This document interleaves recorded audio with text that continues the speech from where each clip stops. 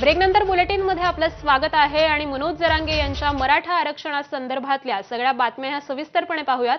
जरांगेंच्या आंदोलनाविरोधात याचिकेवर अगदी थोड्याच वेळामध्ये सुनावणी होणार आहे। एमी फाउंडेशनच्या याचिकेवर ही सुनावणी होणार आहे।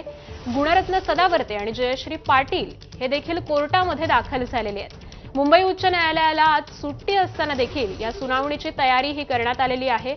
न्यायमूर्ती रवींद्र घुगे आणि गौतम अखंड यांच्या खंडपीठासमोर ही थोड्याच वेळामध्ये सुनावणी होणार आहे।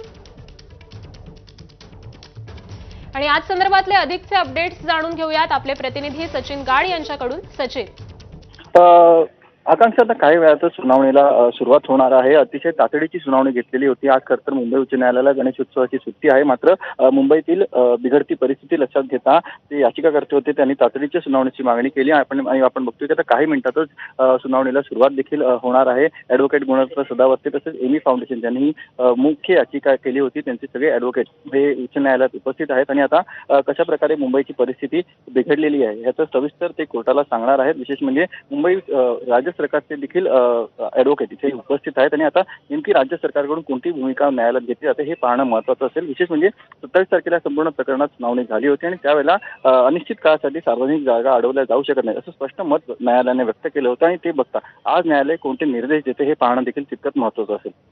ठीक आहे, धन्यवाद सचिन आपल्या या माहितीबद्दल। तर अगदी थोड्याच वेळामध्ये या सुनावणीला सुरुवात होणार आहे।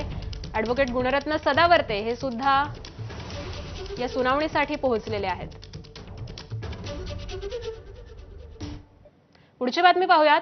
सकाळपासूनच वाहतूक कोंडीत अडकल्यानं नवी मुंबईकर हे त्रस्त झालेले आहेत। वाहतूक कोंडीत अडकल्यामुळे अनेकांवर गाडीत बसून ऑफिसचं काम करण्याची वेळ आली आहे। गाडीत लॅपटॉप उघडून महिला कर्मचारी ह्या काम करतायत।